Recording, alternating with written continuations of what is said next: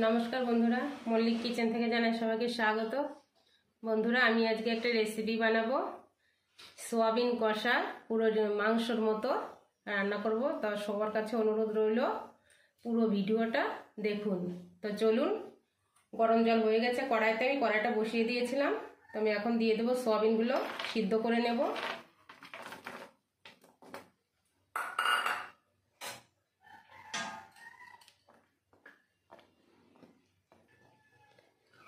সোয়াবিনগুলো সিদ্ধ হয়ে গেছে, এখন আমি তুলে নিচ্ছি।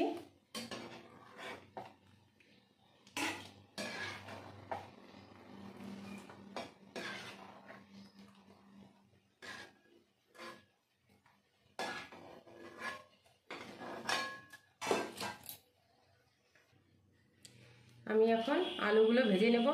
তো কড়াইতে দিয়ে দেব পরিমাণ মতো সরষের তেল।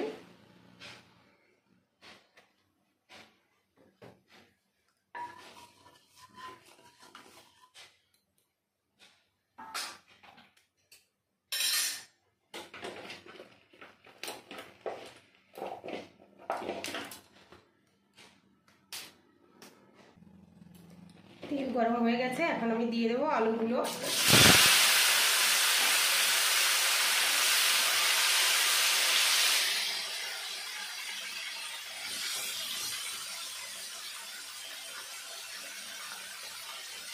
একটুখানি লবণ,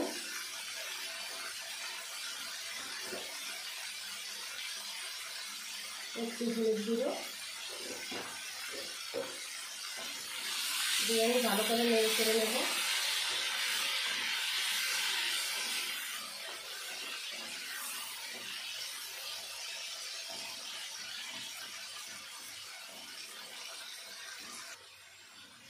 আমি আলুগুলো লাল লাল করে ভেজে নিয়েছি, এখন আমি তুলে নেব।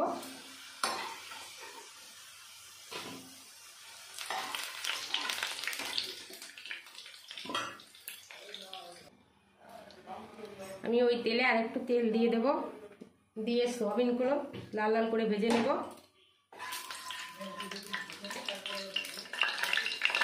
সোয়াবিনে লবণ হলুদ মেখে রেখেছি, ভেজে নেব।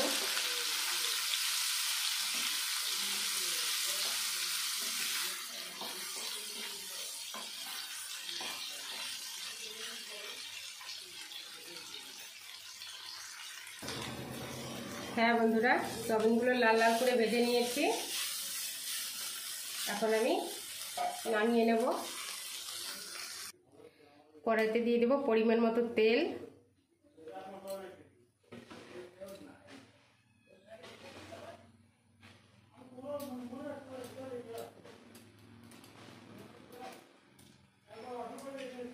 দুটো শুকনো লঙ্কা,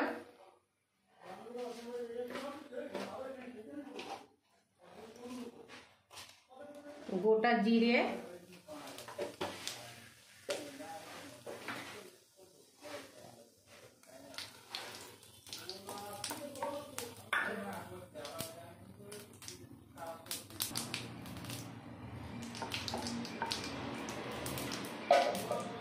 পেঁয়াজ কুচি আর টমেটো কুচি,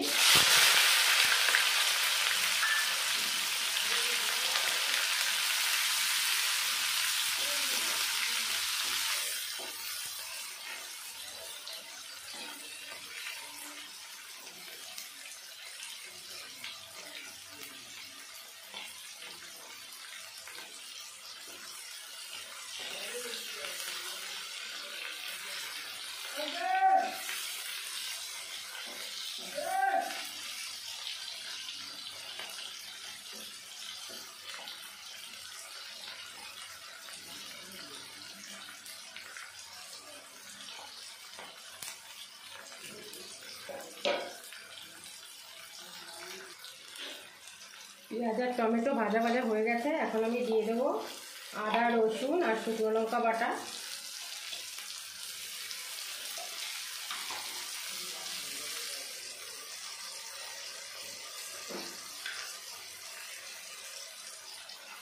একটু জিরের গুঁড়ো,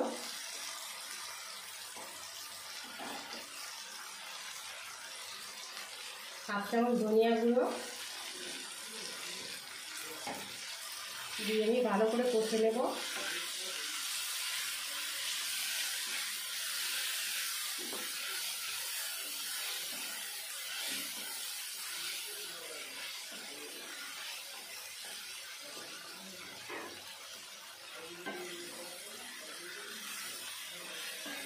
ভালো করে কষতে হবে, নইলে আদা রসুনের যে কাঁচা গন্ধটা থাকে তরকারিটা খেতে ভালো লাগে না, ওই জন্য ভালো করে কষে নিতে হবে।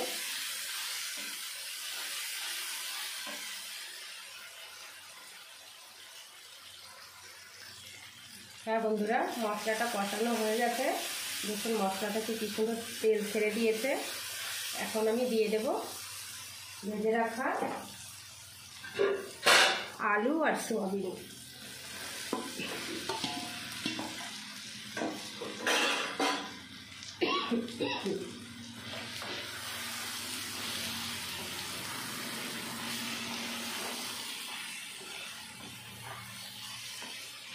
দিয়ে ভালো করে নেড়ে চেড়ে নেব।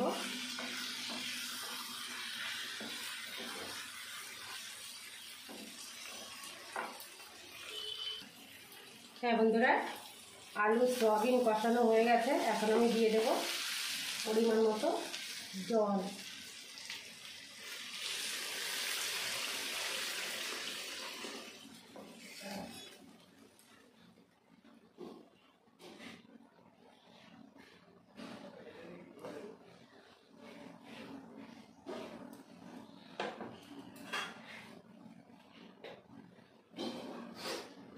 পরিমাণ মতো লবণ,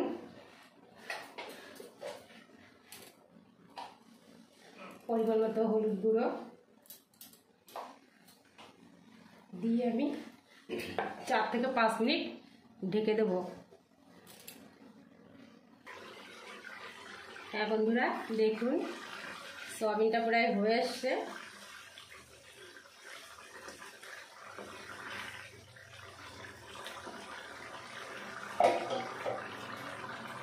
আমি এখন দিয়ে দেব গরম মশলা।